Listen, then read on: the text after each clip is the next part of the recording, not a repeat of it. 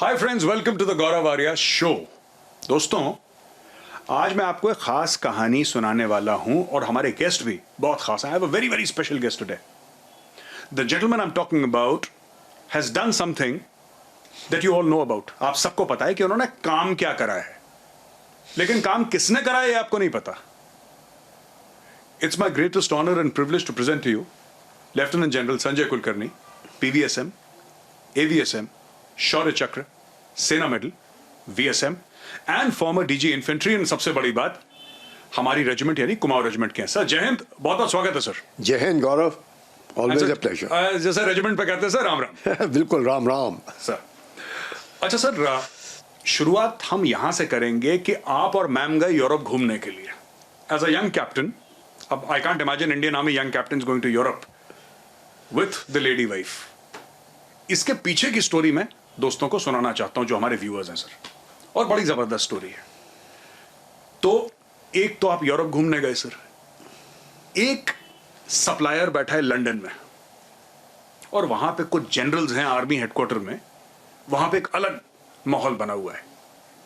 Siachen glacier, operation Meghdoot, 1984। Initially क्या था sir, Siachen में पहले ना भारत था ना पाकिस्तान था, किसी के ट्रूप्स वहां पे नहीं थे स्टेशनड। सबसे पहले सियाचिन ग्लेशियर इंपॉर्टेंट है, कौन पेट्रोल लेकर गया और किसने पहले ये रिपोर्ट दी कि हाँ ऐसा हो सकता है? Who was it sir? Gaurav, you know how we all started it. जी, सबसे पहले तो colonel bull Kumar, Narendra Kumar sir, colonel bull Kumar अपने ही रेजिमेंट के, जी बिल्कुल कुमाऊं नहीं sir. And he is the one who actually found out he had a very good German friend, a mountaineer friend, Sir. with whom he had done river rafting. Sir. जब वो उनको मिले, then he said that he is now planning to go to again explore the Apsara ranges. Sir. So he said, मुझे नक्शे पे दिखाना. When it came to seeing the map, Sir. that is the first time Colonel Bull Kumar was alarmed कि जो जहाँ वो जा रहा है जर्मन माउंटेनियर, ये तो हमारी जगह है, लेकिन वो तो पाकिस्तान से परमिशन लेकर के उधर जा रहा है। पाकिस्तान इंडिया में जाने की परमिशन पाकिस्तान दे रहा है in this mountainous terrain. Because what had happened was Karachi agreement stated very clearly the ceasefire line that was then CFL बोलते थे कि NJ 9842 thence northwards. That means the ceasefire line NJ 9842 तो demarcated था, सब कुछ था. Sir. Then since it had not been demarcated, it said thence northwards it will follow, and whenever we get time in future, it will be properly demarcated, delineated. Ceasefire line हो गई जो बाद में बनी line of control sir. You can say yes. Somewhat like that. Though little change because we have AGPL over here, yes, actual sir. ground position line and all. Yes, but notwithstanding that, yes. up to NJ 9842, we knew it. And thereafter, when we said thence northwards, it was running along the watershed of the Saltoro ridgeline. That was our thinking, and that is what the international principle is also all about, watershed principle. Pakistan cleverly joined NJ 9842 with Karakoram Pass. So when we say Karakoram Pass, which is further to the east, sure, you find that there's a huge gap which comes between, say, Karakoram 2, the second highest feature in the world, and the Karakoram Pass. Between these two is the Siachen Glacier. Like a finger, sir. Like a deep thrust, deep thrust, sir. Yes, sir. Into that. Correct. And adjoining it is what is popularly called the Shaksgam Valley, which Pakistan gifted to China in 1963. तो शक्सगम valley से पाकिस्तान ने 63 में चीन को gift कर दी। और उसके द्वारा उन्होंने अपना जो बॉर्डर डिस्प्यूट था चीन के साथ उसको सेटल करने की कोशिश की, और वही इलाका है जहां से you have that Khunjerab pass coming. So you all this CPEC जो हम लोग आज बोलते हैं, China Pakistan economic corridor, the Karakoram highway जिसकी हम बात करते हैं, उसी को चीन ने एक्सप्लॉइट करने की कोशिश की to get Gwadar. So China was feeling uneasy and they wanted warm water entry into Indian Ocean. So China Pakistan economic corridor से हम आज सुनते हैं, इसका चेस का गेम बहुत पहले शुरू हो गया. बहुत पहले, मतलब through the Karakoram Pass, Ji. and then what they call the Khunjara Pass, the Karakoram Highway, and the same Karakoram Highway now being extended to the Pak-occupied Kashmir and goes and joins Gwadar into the Indian Ocean. Balochistan Gwadar, sir. Ji. So you see the kind of game Sir. and the kind of, I would say, duplicity, Sir. and also the kind of perfidy which both China and Pakistan. अच्छा sir, please allow me to interrupt you sir. आपने ये बोला कि colonel bull Kumar, colonel Narendra Kumar, affectionately known as colonel bull Kumar in the Indian army, उन्होंने map देखा, उन्होंने बोला ये तो गड़बड़ है, क्योंकि हमारा area as per map Bharat का एरिया, लेकिन वहां पे जाने की विदेशियों को, जर्मन्स को परमिशन दे रहा है पाकिस्तान. यानी कि पाकिस्तान क्लेम करने की कोशिश कर रहा है. जब परमिशन हम दे रहे हैं तो इसका मतलब हमारा एरिया है. फिर कर्नल बुल कुमार ने क्या करा सर? बहुत अच्छा सवाल, क्योंकि कर्नल बुल कुमार बेचारे अकेले क्या कर सकते थे? Sir. No, he was a very senior, very respected mountaineer. Yes, sir. Arjun Award, attempted Mount Everest, Kanchenjunga and everything. Yes, sir. Brilliant, fantastic mountaineer. Sir. Resulting his getting to know Sir. the chief of the army staff, because General Raina was the chief of the army staff, again Kumaon Regiment. Again Kumaon Regiment, sir. And then he was referred to MO, because MO was there, those days headed by Major General Chibber, who later became the Army Commander, Northern Command. Sir. And we all know that Lieutenant General Chibber Yes, was sir. involved in Op Meghdut. Yes, So sir. उनके पास उनको refer किया गया. जब वहाँ पे गए उन्होंने बताया, नक्शा खोल के बताया, they thought, अरे ये तो सच में Pakistan is on doing some mischief which is going on in these higher reaches of the Karakoram and the ranges. So they found out, they said, okay, Bull Kumar volunteered himself, said, मैं, because by then he was the commandant of the high altitude warfare school at Gulmarg. So they had a school in Gulmarg, high altitude warfare school, and Sonamarg. So उन्होंने कहा कि मैं जो मेरे mountain warfare advance के जो students आते हैं उनको लेकर के जाऊंगा और let me see and explore as part of patrolling and see what it is all about. He did that. और जब वो कर रहे थे, he went up to Indra Col, he saw all of this Saltoro ridgeline, Villafondla, Siala, Indra Col, सबको क्या उन्होंने skied down Indra Col. That time the Pakistanis flew their fighter aircrafts over him. He's trying to convey messaging to India that this is our territory and not yours. So this was in 77. So imagine from 77, then 78. That time I was a student doing the mountain warfare basic course at Gulmarg when he was the commandant. तो जब ये सब हो रहा था तो हम लोग भी as part of the courses we are supposed to climb a peak. Yes, so we were told to climb a peak called Stok Kangri, the highest in Leh. Sure. So we were climbing that, and these mountain warfare advanced students were all set to go to Siachen Glacier. Sure. So for the first time I heard Siachen Glacier, nobody knew what it नाम was. ही नहीं पता था sir. Nobody knew. किसी को नहीं मालूम. So we heard, we didn't even know what it was, and it was quite a hush-hush affair. So nobody ever spoke about it except for these experienced student mountaineers who had done their basic, but to go for the advanced course. तो उसके बाद हमें पता चला कि ये सब कुछ हो रहा है, and then this is how, as he as the commandant, and then as luck would have it, in 82, Fort Kumaon, we were in Dehradun those days, and we were told to go to Ladakh. So we were to go to Batalik. Sure. And since we were to occupy Batalik as a feature, I was a part of the advance party. So Batalik, so वो भी change हो गया, and we were told that we will now go to Turtuk. So Turtuk used to be generally occupied by Ladakh scouts. Achha, So they were the ones who would be in Turtuk as part of the Karakoram wing, Indus wing, and all things of those kind. The Ladakh scouts were doing it. But we went to Turtuk. So when we went to Turtuk as part of the advance party, now Turtuk is a place where you have to cross Khardungla. Sure. And Khardungla is over 18,000. Yes, sir. And those days, Khardungla को पार करना was a absolute an adventure in itself. आजकल तो चाय मिलती है sir Khardung La में. अब तो आजकल तो टूरिस्ट पहुंचते हैं खरदुंगला. अभी भी मुझे याद है, ऑन टॉप ऑफ खरदुंगला कई बार गाड़ियां रुक जाती थी. उस वक्त 3 टन होते थे, या आजकल की गाड़ियों के माफिक तो 3 टन, वो 3 टन खराब हो गई, और 3 टन टॉप खरदुंगला में जाके खराब हो गई. अब उसको ठीक करने में वक्त लगे 45 मिनट 1 घंटा. आप मानेंगे नहीं, उस हाइट के ऊपर अगर हम थोड़ी देर इस तरह रुक जाते, एक देर सर दर्द शुरू हो जाता था. Real It's not a very pleasant place, sir. Khardungla is not pleasant, sir. La means a pass. Khardungla. La means a pass. 18,000 के ऊपर 18,248 feet is the height of that. उसके ऊपर से सड़क जा रही, और फिर उसके बीच में ग्लेशियर है, उसके ऊपर से वो गाड़ियों को लेकर के जाना. हवा, ओ इतनी जबरदस्त हवा कि आप really you have to have lots of strength and lot of acclimatisation to be able to withstand that standard sir मैं फंस गया था सर मैं आपको बताता हूँ कुछ साल पहले I got stuck sir I was going to base camp sir so brigadier Bhupesh Hada used to be commander sir at that time sir तो भूपेश सर ने बोला आ जा तो मैंने बोला सर आ जाता हूँ मैं so we got stuck in Khardungla sir वो thank God and I had gone with my this thing sir republic की यूनिट थी मेरे थैंक गॉड वहां पे राजरीफ की यूनिट थी सर राजरीफ की यूनिट ने चाय पकौड़े खिलाए जब जान में जाना I would have gone sir वो it was horrible sir now तो fantastic arrangements I still remember colonel Wombat Khare who later retired as a major general. He does all this PLI and is quite involved into all this. Sir. He used to be the commanding officer of the BRO there. And he was laying that first bridge over that glacier for sir. us to negotiate the Khardungla. Sir. Very difficult. तो sir हुआ क्या उसके बाद आप गए वहां पे you were told और हम लोग जब उधर गए that was in 82 I saw yes, you know Ibex and polar bear was the this thing 1 and 2 sure.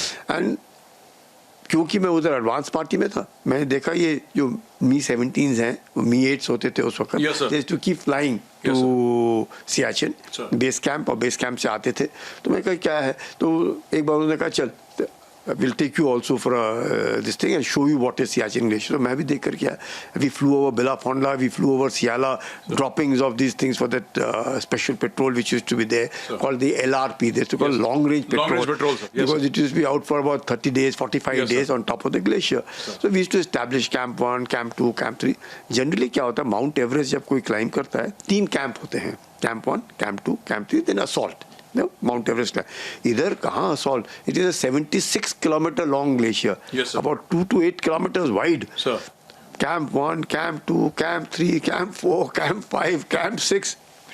और हर एक कैंप एक रात मतलब आपने आज कैंप 1 पहुंचे वहां पे बैठे रात काटी फिर अगले दिन आप कैंप 2 फिर तीसरे दिन कैंप 3 इस तरीके से हम लोगों ने चलना तो ऐसे इलाके में मैंने देखा तो as luck would have it in 1983 मेरे को बोला उन्होंने because since I had done this mountain warfare basic and advanced courses they said you will be the 2IC of the patrol which is going there as Ibex Hunt and the patrol leader was Major Thapa who had led the polar bear first. Sir. मैं कहा ठीक है so we started training ourselves. ये 82 की बात है sir ये 82-83 की बात 82-83 की बात and training was really tough. Mister किसी ने उधर टाइम बिताना है because acclimatisation is the most important thing high altitude में एक बात यह है ये कहना कि आदमी तगड़ा है ये कुछ नहीं अगर आपका बदन absolutely don't be a Gama in the land of lama आपने बिल्कुल ठीक कहा और इसलिए हम लोग बार बार कहते थे पेट में रोटी हाथ में सोटी चाल छोटी दिस इज द मंत्रा कि अगर आपको हाई ऑल्टीट्यूड में आराम से ज़िंदगी काटनी हो क्यों आप जब तक आपका बॉडी एक्लेमेटाइज नहीं होगा आप कुछ नहीं कर सकते क्योंकि सांस लेने में दिक्कत आपको खाने में दिक्कत आपको सोने में दिक्कत आपको देखने में दिक्कत सब जगह पानी नहीं सब जगह बर्फ़ ही बर्फ़ खाना अगर भेजते हैं फ्रूट्स जो होते थे जो पत्थर सख्त हो जाना आपने पानी गर्म किया थोड़ी देर नहीं बैठे वो फिर बर्फ बन गई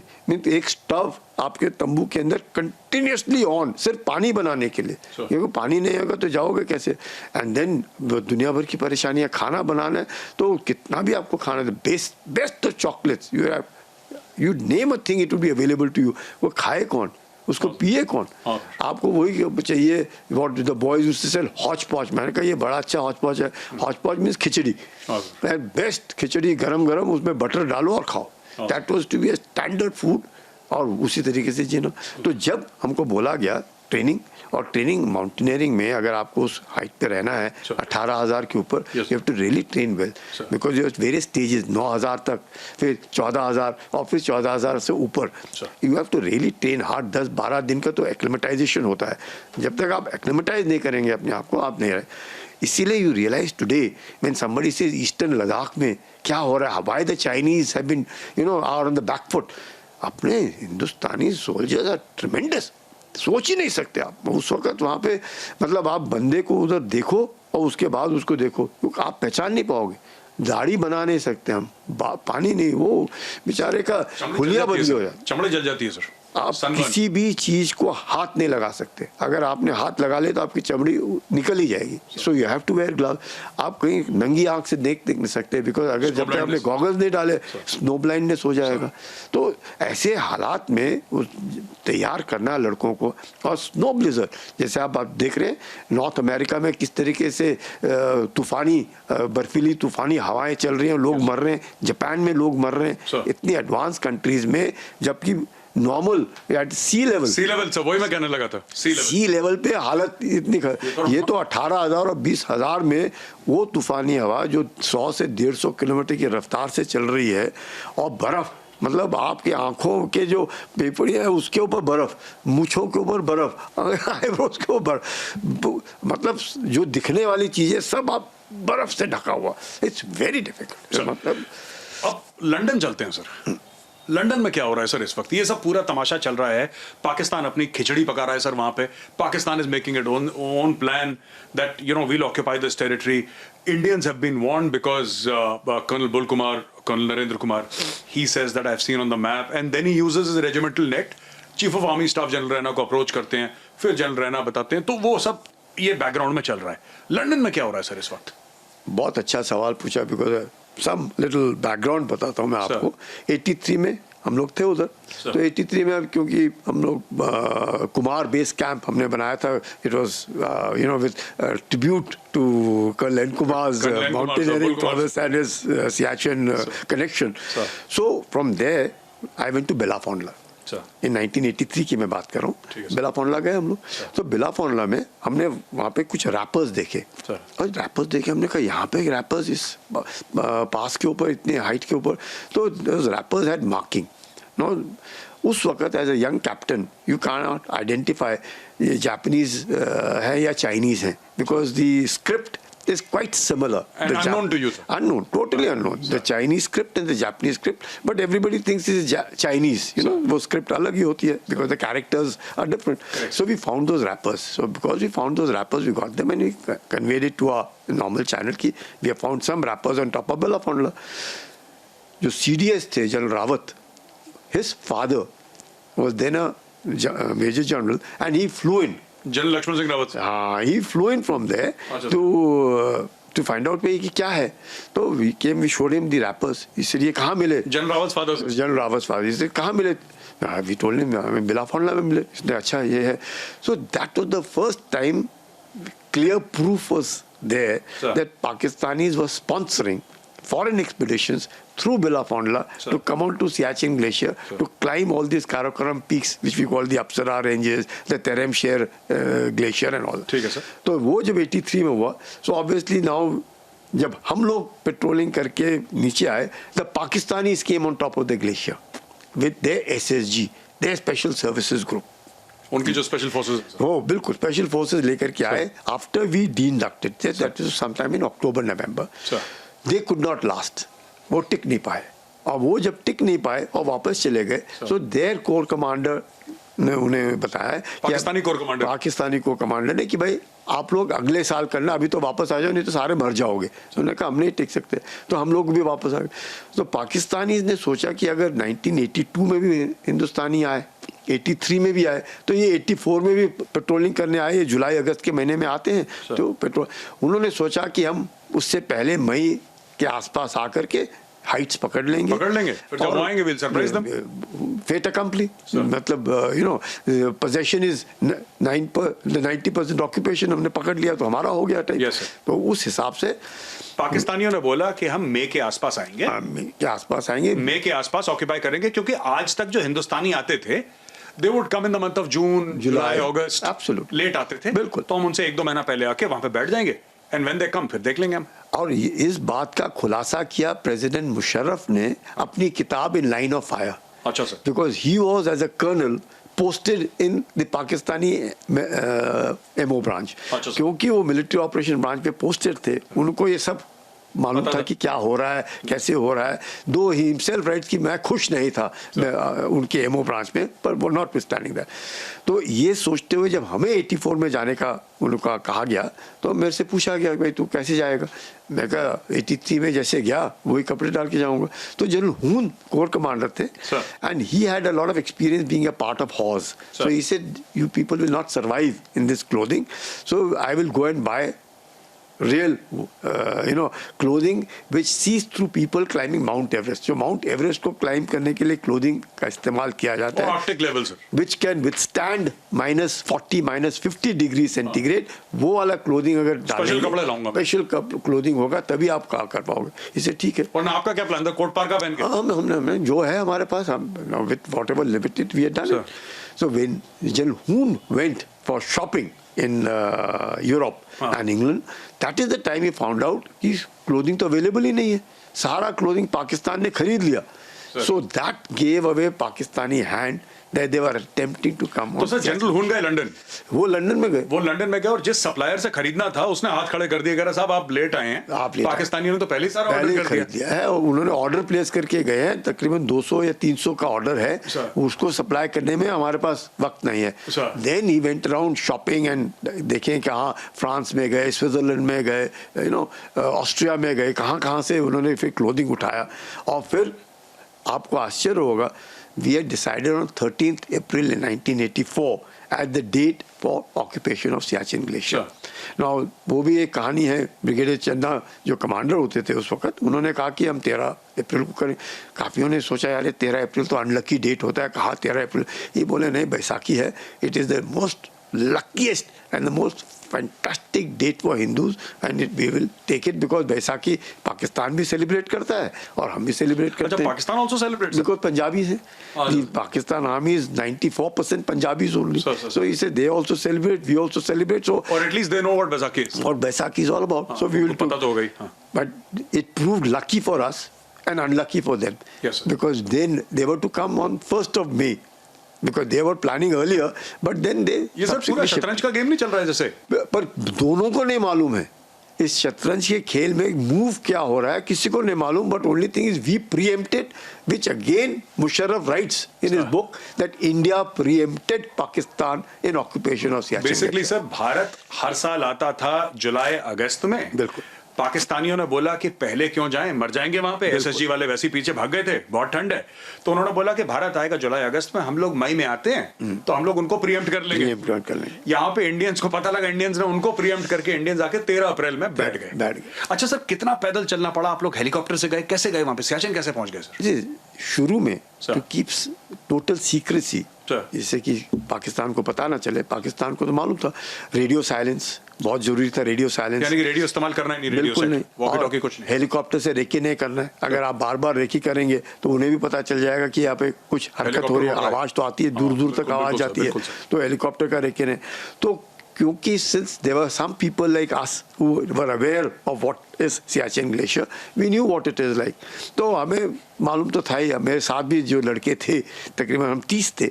एंड बाद में मेरे कंपनी कमांडर आए major Sandhu VRC of 71 war, और बाकी 2 अफसर फिर बाद में आए विच बिकेम परमवीर यादव और गुसाई करके. There were 2 youngsters who later joined us. All from force, all from Fort Kumau.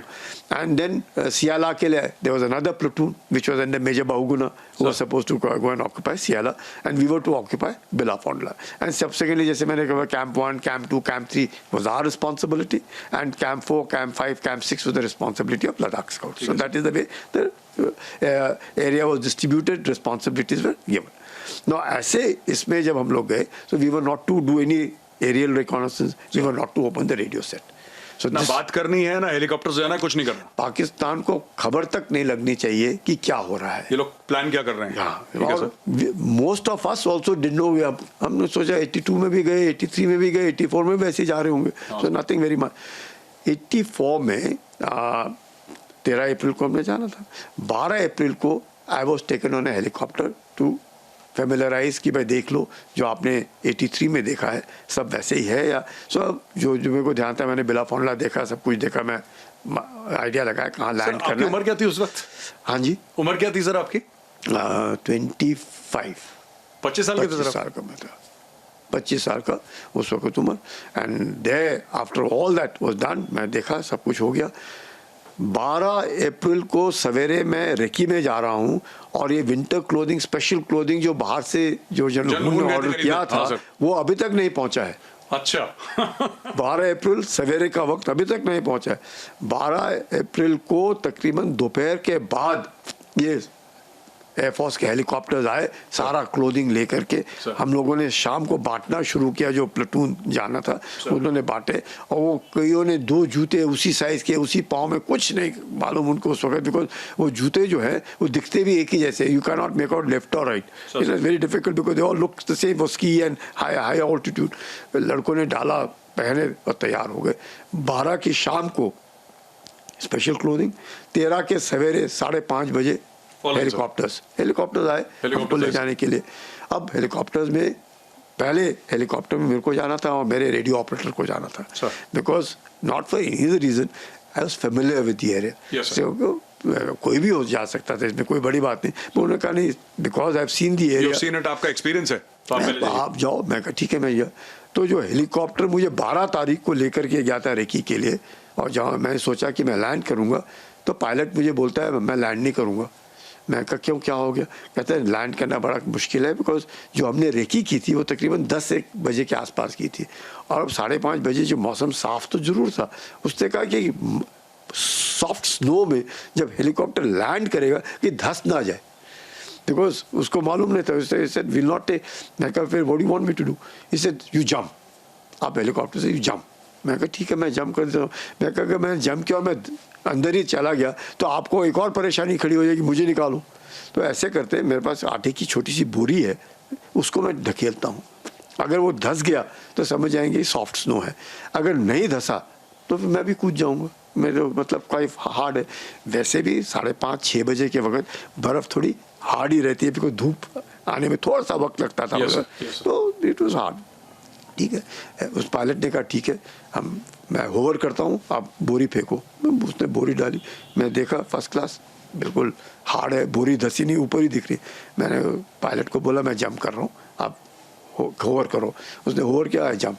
तो जैसे ही मैंने जंप किया, वो जो हेलीकॉप्टर मेरे साथ जो रेडियो ऑपरेटर था, वो तो रेडियो सेट के साथ बैठा हुआ था। ही कांट जंप बिकॉज वो तो रेडियो सेट एक ही था। फिर उसने कहा करना, I gave him a thumbs up. मैं कहा फर्स्ट क्लास है, you can land, there is no problem, it is very hard and just no. Then he landed. When he landed, then the radio operator came out and उसके पीछे जो helicopters आ रहे थे, then they were watching us कि ये नीचे क्या हो रहा है। उसने देखा कि ये लैंड कर गया, उसने टेक ऑफ किया, फिर दूसरा आया और फिर तीसरा आया। इस तरह करते रहे और तकरीबन 10:30-11 बजे तक हम लोग 30 जो है वो आकर के उधर बढ़ रहे। बस as luck would have it, you'll be surprised, but वो 11-11:30 के आसपास मौसम ऐसा बदली हुआ, सोच नहीं सकते आप। सर सवेरे मैंने लैंड किया फर्स्ट क्लास, जंप किया A1, no problem, clear sky sir, very clear sky. And भाई 11:30-12 बजे ऐसा मौसम बदली हुआ, बिल्कुल foggy, misty, visibility virtual 0, snow blizzard, मतलब इतनी हवा। ओ मैं कहा ये क्या हो गया अचानक, शॉक। 30 में से ऐसा मौसम रहा तकरीबन 3 दिन। हमने लैंड किया 13, 14, 15 लगातार ऐसा। उसमें हमारा एक साथी मर गया, रमेश सिंह डाइट। रमेश सिंह मेरे साथ 83 में था, एक्सपीरियंस माउंटेनियर, वो मर गया। अब वो मर गया तो सवेरे सवेरे मेरे पास लड़के आए, मैं बेलाफोंडला की ओर जा रहा था। तो मेजर संधू ने मुझे बोला अरे वो तो वापस you know how we all shout in mountains, because radio set तो खोलना नहीं था। मैंने कहा क्या हो गया, हम तो थोड़ी देर ही आगे गए, इतने धसते धसते आगे जा रहे। बोले वापस क्या है? कहते रमेश मर गया। अरे मैं कहा कैसे हो गया ये? कहते वो रात को फ्रॉस्ट इन हिज माउथ पूरा। अरे मैंने देखा जा करके, मैं कहा ये तो गया। अब मैंने कहा अब क्या करेंगे? मैं कहा रेडियो साइलेंस था, हमें बोला था बिल्कुल 5 दिन तो रेडियो खोलना ही नहीं है, बिकॉज आपने रेडियो खोला पाकिस्तानियों को पता लगा कि चल जाएगा कि गड़बड़ हो जाएगी।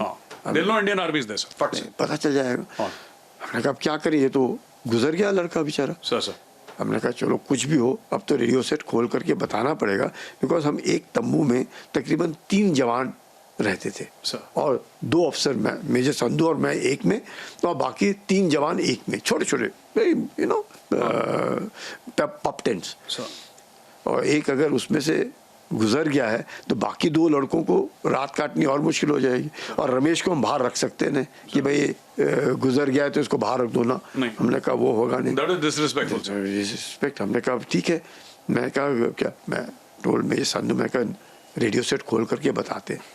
रेडियो सेट खोला, हमने बताया कि ऐसे ऐसे हो गया, उन्होंने कहा ठीक है। हेलीकॉप्टर आता है नीचे, उनको लग रहा था कि कुछ तो गड़बड़ हो रही है, क्योंकि इतना खराब मौसम, कुछ तो गड़बड़ हुई होगी ऊपर, इतना आसान तो है नहीं। जैसे ही रमेश को लेने के लिए हेलीकॉप्टर आया और हम लोग उसके बाद बेलाफोंडला की ओर जा रहे थे, यू विल बी सरप्राइज, मैं बेलाफोंडला पहुंचा, पाकिस्तान का हेलीकॉप्टर मेरे ऊपर सामने बिल्कुल, पाकिस्तान के पायलट की आंख और मेरी आंख एक दूसरे से मिल गई, बिकॉज मैं तो बैठा ही 18,000 के ऊपर था और उसका हेलीकॉप्टर उससे कितना ऊपर उठना था, थोड़ा सा ऊपर। तो उसने मुझे देखा, मैंने उसको देखा, उसने वहां से घुमा पीछे और वापस। दे were shocked, they were thinking यहाँ पे तो कोई नहीं आएगा, बिकॉज रेडियो सेट खोला, पाकिस्तान ने देखा ये रेडियो सेट नजदीक ही खुला है, मतलब कुछ है गड़बड़, हिंदुस्तान की फौज कहीं हरकत कर रही है, जाकर के देखो और पकड़ लो। वी वर ऑलरेडी ऑक्यूपाइंग बेलाफोंडला, वहां पे लगा दिया तिरंगा, and that day onwards Siachen Glacier became a part of India. Absolutely, it was always a part of India. It only that the possession, physical possession sir. Yeah. अच्छा sir, कौन कौन सी unit थी उसमें? कहते हैं कि और भी कुमाऊं की यूनिट्स थी और उसमें लद्दाख स्काउट्स भी थे। See, Fort Kumaon was on top of Belafondla. Ladakh Scout subsequently, जब मौसम सुधरा, went and occupied Siala, and then 19 Kumaon which had come over there, then occupied Gyeongla. एक महीने के बाद they went and occupied Gyeongla, and then 18 Kumaon was also there who had moved to Turtuk to relieve 4 Kumaon. So you had 18 Kumaon, 4 Kumaon, 19 Kumaon, all of them milling around in that area between Turtuk and regimental gathering हो गई sir पूरी यहाँ पे। Absolutely, it was a great thing कि हम लोग सब के सब उधर थे। But it's a very big thing for the regiment sir, in the sense that very big thing, very big, I mean 3 पलटने एक साथ होना वहाँ पे, बिल्कुल कोई शक, and to physically occupy Siachen Glacier, which is always part of India, but to physically occupy, absolutely, वो बड़ी बात है। और इतना ही नहीं, बाद में प्रधानमंत्री जो थी उनको बताना था कि हम लोग ऐसे ऐसे करें 1984 में, इंदिरा जी। हाँ, because first week of April में squadron leader Rakesh Sharma, he had a conversation when he was part of the space mission with Mrs. Gandhi, and she asked him, भाई हिंदुस्तान कैसे दिखता है? You know the famous answer that he gave, सारे जहां से अच्छा हिंदुस्तान हमारा। So when Mrs. Gandhi came for recce of Siachen Glacier, she saw nothing. उस वक्त उस दिन मौसम खराब था, it was white out, बिल्कुल white out, मतलब कुछ नहीं नजर आ रहा, probably only helicopter was flying up and down, but she saw the national flag fluttering. उसने तिरंगा झंडा देखा लहरा रहा है उधर, उस she obviously would have inquired कि पूरे इलाके में नजर तो कुछ नहीं आ रहा, पर तिरंगा जरूर दिख गया, वहां पे कौन है? तो उन्होंने कहा भाई हमारे पोस्ट है वहां पे। उसने कहा इतने ऐसे मौसम में पोस्ट है ये? तो Colonel Pushkar Chand was the task force commander, who was also a very good mountaineer. Paris के थे, विकास बटालियन थी, वो विकास बटालियन भी वहाँ पे हमारे को बाद में उन्होंने रिलीव किया। तो he was asked, so since he must have been वहाँ पे youngster is there, captain करके, उसने कहा अरे बहुत अच्छा, you will be surprised, I was given a 15 days tour of Europe as part of a user rep of a subsequent thing, और मैं France, Germany, Austria, Switzerland, Italy, सब जगह घूम करके आया। मैम के साथ गए? शादी नहीं हुई थी, पर बाद में उसके साथ गया। Again when I went to Europe, that time then I went with her. अच्छा, शुरू में आप अकेले गए थे? मैं शुरू में अकेला गया था, and it was all kind courtesy. I didn't know. And I remember कल पुष्कर जी मुझे फोन करके बोलते, संजय तू नीचे आ। मैं कैसे मैं नीचे आ जाऊंगा, फिर मुझे ऊपर चढ़ा दोगे आप, 4-5 दिन तो मुझे नीचे आने में लगेंगे, फिर आप कहोगे ऊपर चढ़ जा। मैं कहा मैं नहीं ऐसे आऊंगा, आप बताओ मेरे को काम क्या है नीचे आने के लिए? कहता मैं नहीं बताऊंगा, काम बहुत अच्छा काम है, तो नीचे आई जस्ट एज मैं सोचा सर मजाक कर रहे हैं। मैं कहा क्या हो? कहता नहीं नहीं, you are going for this 5 countries and your trip has been approved. मैं कहा, then what am I supposed to do? कहता नीचे आ, तेरे को passport भी बनाना पड़ेगा, सब कुछ करना पड़ेगा, नीचे आ. And imagine, as luck would have it, I went around in 1984 touring these 5 countries as user rep with the other equipment that we bought. Sir. But fantastic, Sir. unbelievable. That was my first exposure, which I find that without, मेरे को हमेशा लगता है कोई भी कर सकता है ये काम, कोई ऐसा कठिन काम नहीं है, लेकिन जो जवान है ना भारतीय, उनका मुकाबला करना, दे इंस्पायर यू, द जवान इंस्पायर यू, द जवान motivate you.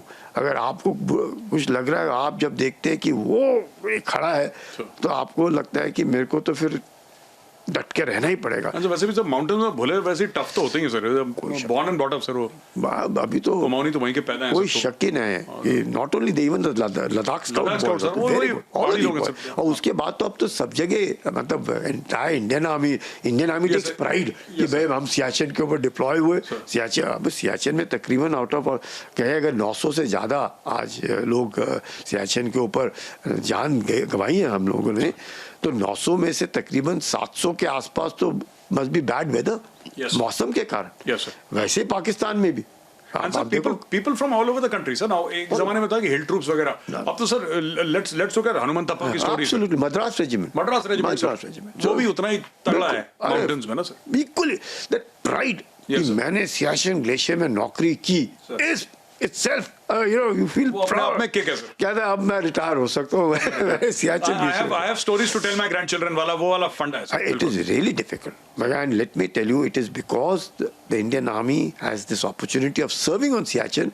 When it came to serving on Eastern Ladakh, Sir. कोई फर्क नहीं पड़ा. The Chinese are on back foot because सबको आदत थी. ऐसे कुछ है ही नहीं, मौसम खराब हो कैसा भी हो, भारतीय जवान टिका मिलेगा. हाँ सर, उसने सियाचिन देख लिया, फिर उसके लिए Galwan is not such a big deal. Nothing. मैं एक छोटी सी स्टोरी सुनाता हूँ sir before I end the program sir. I was shooting with Ladakh scouts, Leh में उनका रेजिमेंटल सेंटर है. मैं लद्दाख स्काउट्स से लगा हुआ सर, शूट कर रहा. एंड अनफॉर्चुनेटली वो कैमरा में शूट नहीं कर पाया. इतना ब्यूटीफुल मोमेंट था. एक यंग रिक्रूट सर 12,000 फुट की हाइट में वो हिरन की तरह भाग रहा है. लद्दाखी, यंग लद्दाखी लड़का सर, रिक्रूट. और मेरी सांस फूल रही है.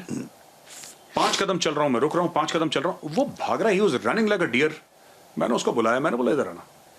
मतलब दोस्त एक बात बताओ, ये 12,000 की फुट में तुम्हारे लंग्स पे दिक्कत नहीं होती? You know what he said sir, बड़ा स्वीट सा लद्दाखी सर, बच्चा था सर, उसको नुनुले बोलते हैं. नुनुले. ही टोल्ड मी, मैंने बोला यार 12,000 फुट में आपको दिक्कत नहीं? कह रहा सर मैं पैदा 17,000 पे हुआ था. अब there is no logic to counter that logic sir. उसका गांव 17,000 पे, चुशूल के आसपास उसका गांव. अब उसको मजा लग रहा है सर यहाँ पे. He is having fun at 12,000. Actually the ibexes sir, the animal that you find, Ladakhi sir कहीं पे भी literally very supple, nimble footed. absolutely. तो यहाँ पे सर हम अपना प्रोग्राम खत्म करते हैं. Sir thank you so much, आपने हमें इतना वक्त दिया. दोस्तों, with lieutenant general Sanjay Kulkarni, Siachen की कहानी, हम लोग बड़ा सियाचिन ग्लेशियर में ये, सियाचिन ग्लेशियर में वो, और यूट्यूब में आप वीडियोस देखते हैं, पर ज्यादातर लोगों को ये नहीं पता कि सियाचिन की स्टोरी क्या है. आप समझिए, कर्नल नरेंद्र कुमार, जिनको बुल कुमार के नाम से बड़ा फेमस है इंडियन आर्मी में, ही इज अ लेजेंड, हमारी रेजिमेंट के हैं. He goes and he finds, एक जर्मन दोस्त बताता है ये मैप है, मैं यहाँ पे जाने वाला हूँ. वो जनरल रैना से बात करते हैं, और जनरल रैना कुमाऊं रेजिमेंट के, क्योंकि फिर वहां तक पहुंचना है तो you reach the chief of army staff. How do you reach the chief of army staff? Same regiment के वो पहुंचते हैं. एंड उसके बाद जनरल हून जो है, जनरल हून कपड़े लेने जाते हैं, आर्कटिक क्लोथिंग. वहां पे पता लगता है कि नहीं साहब, पाकिस्तानी तो पहले से ले गए. दिमाग में घंटी घूमती है कि क्या बदमाशी कर रहे हैं Pakistani. And then a very young captain Sanjay Kulkarni starts to go, take 30 men और जाओ तिरंगा गाड़ो, and finally occupy that territory for India. तो ये जबरदस्त कहानी थी जो जनरल संजय कुलकर्णी ने आपको सुनाई. दोस्तों, बहुत बहुत धन्यवाद ज्वाइन करने के लिए. मैं नेक्स्ट वीक फिर से आऊंगा अगले हफ्ते, and I will again get you one hero who will tell you his story.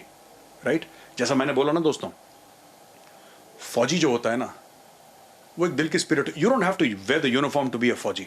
जो देश के लिए काम करे, जो ईमानदारी से काम करे, वो फौजी. It's a spirit, it's not a job. बहुत बहुत धन्यवाद द गौरव आर्या शो में जुड़ने के लिए, and I will catch you again next week.